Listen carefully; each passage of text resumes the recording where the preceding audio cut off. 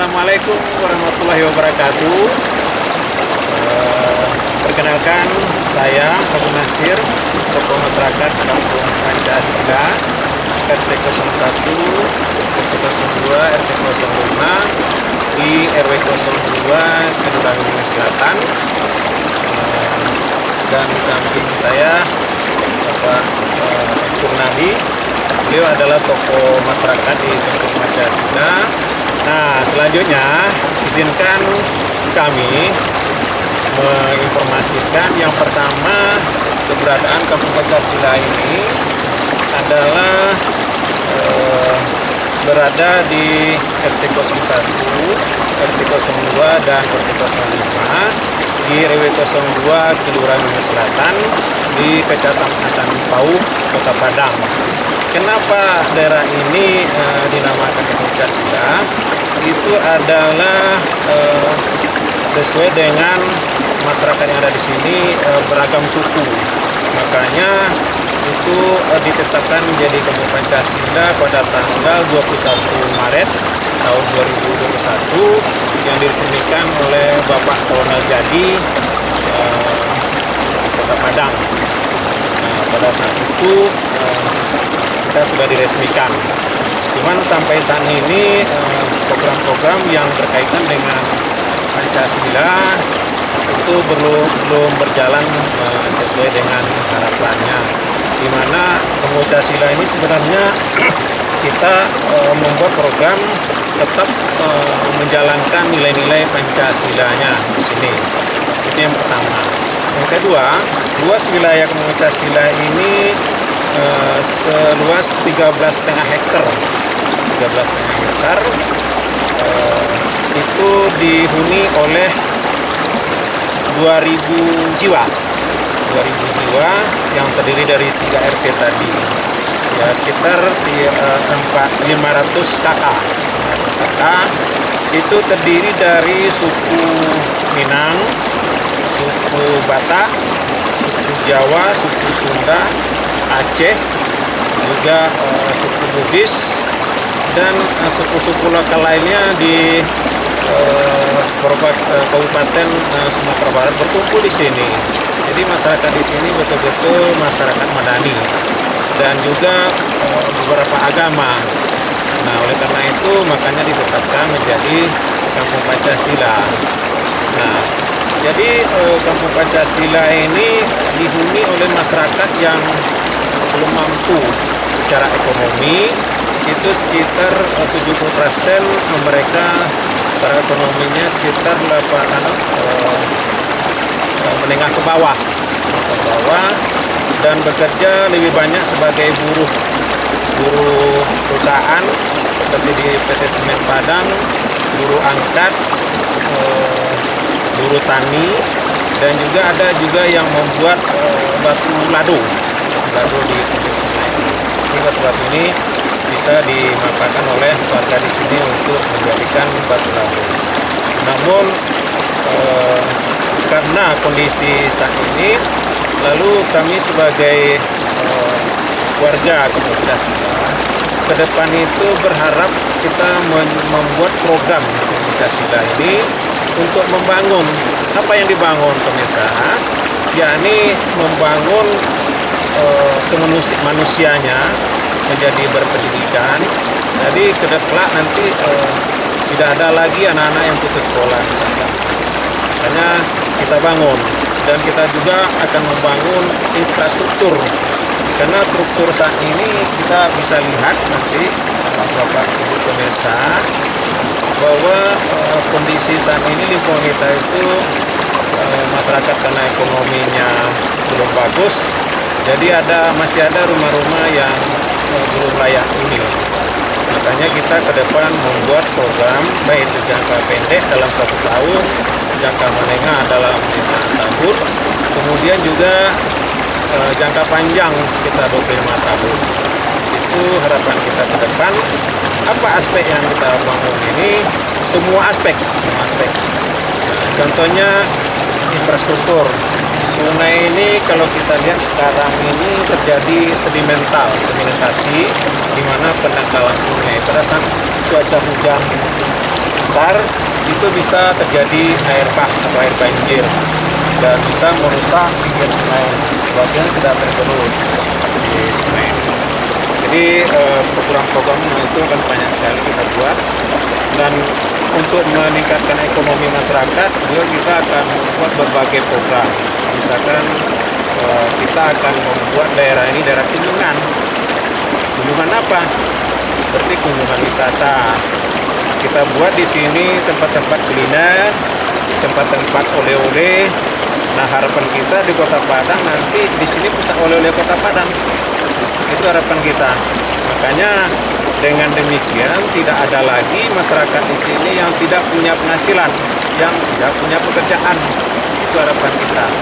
Nah, oleh karena itu untuk mencapai program tersebut kita tingkatkan kerjasama dengan seluruh masyarakat. Kita berdayakan power yang ada di masyarakat dengan sifat gotong royong, kerjasama dengan misalkan instansi terkait, baik itu pihak ABRI, pihak pemerintah kelurahan, kecamatan, pihak pemerintah Kota Padang, dan juga pihak-pihak instansi terkait. Misalkan dinas sosial, kita himpun ke sini. Kita harapkan bisa bekerja sama dengan pihak yang terkait.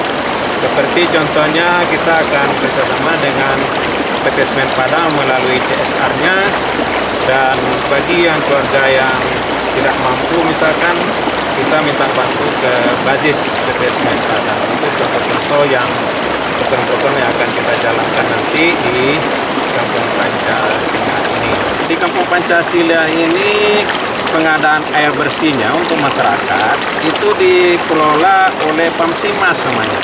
Pamsimas itu diketuai oleh Bapak Kurnadi.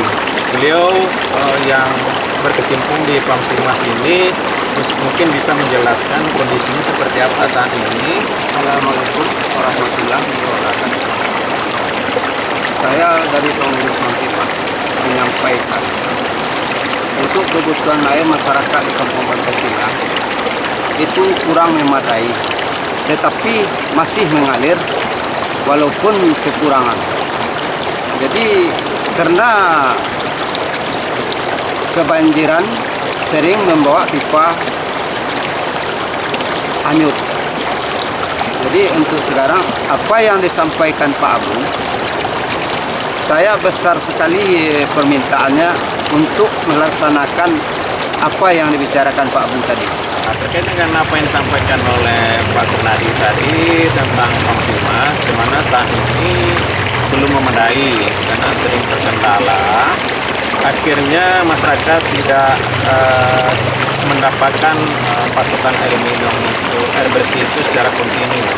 Misalkan pada saat hujan itu sering terganggu air masuk dari sumber sehingga tertimbun pasir misalkan, atau pipanya kena air bah atau air banjir. Itu kendala yang dihadapi saat ini, kata Pak Kurnadi tadi. Makanya harapan kita ke depan tentang Pamsimas ini, kita akan bekerja sama dengan semua pengurus. Kita coba planning, buat semacam evaluasi, dan kita buat perencanaan yang untuk perbaikan. Dan kalau bisa tidak hanya masyarakat di Kampung Pancasila ini saja yang dapat menikmati air tersebut, tapi bisa over demand air tersebut, dan kita bisa membantu masyarakat yang kurang mampu di RT lainnya misalkan. Itu harapan kita ke depan. Nah, oleh karena itu pihak terkait seperti pihak pemerintah dapat membantu kita dalam membuat Pamsimas ini bisa dikelola dengan secara profesional. Ini ya, tidak terjadi penyempitan ya. Ini jalan tekur sama air ya.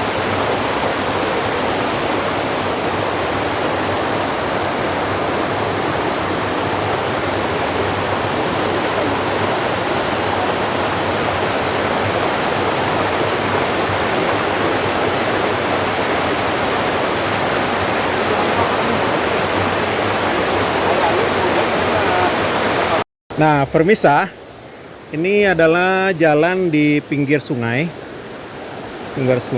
daerah Kampung Pancasila. Ini sebelumnya jalannya bagus, tapi karena kurang terawat, sekarang kondisinya ada sebagian tergerus air sungai atau air besar. Nah, di kondisi saat ini kita belum bisa melewati dengan mobil, kecuali dengan sepeda motor. Nah, ke depan ini adalah pinggir sungai ini akan kita jadikan tempat wisata kuliner, dan diharapkan kita dapat membangun di sini tempat kuliner, kafe-kafe. Nah, akhirnya orang bisa hadir di sini sekalian untuk berwisata dan menikmati kuliner yang kita sajikan di Kampung Pancasila ini.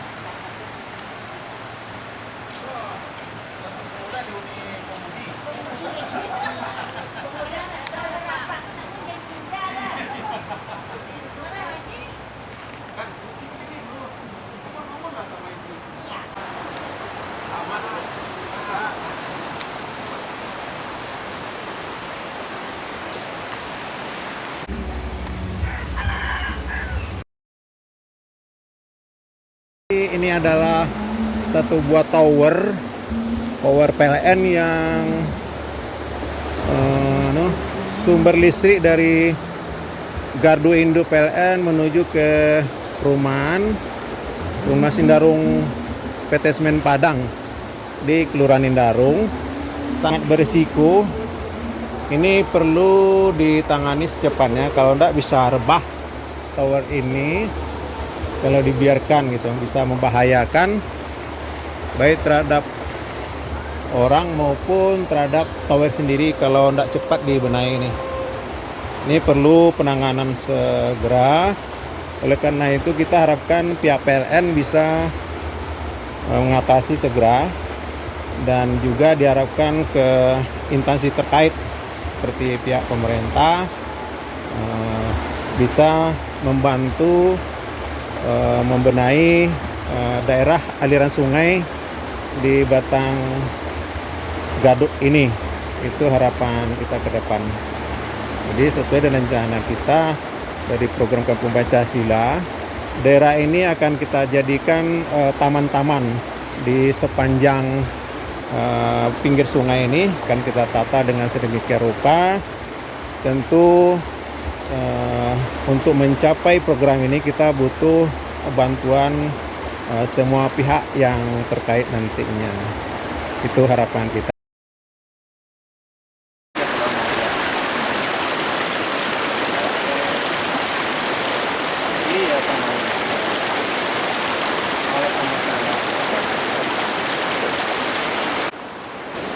Para pemirsa yang berbahagia, inilah kondisi Sungai Batang Ulu Gadut. Saat ini terlihat kondisinya penuh dengan batu-batuan atau terjadi pendangkalan sungai atau disebut juga dengan sedimentasi. Nah, sedimentasi ini kalau kita biarkan pada saat cuaca hujan lebat itu airnya bisa melimpah jadi banjir. Nah, oleh karena itu ke depan kita akan upayakan sungai ini kita tata dengan rapi. Di sedimentasi ini kita pinggirkan batu-batunya, kita buat penataan di pinggir-pinggir sungai ini. Nah, peran kita dengan sebaik-baiknya. Nah, nanti setelah itu kita akan buat jadi taman, kita tanami bunga-bunga dan sebagainya. Dan sungai airnya diharapkan lebih lancar pada saat cuaca hujan lebat.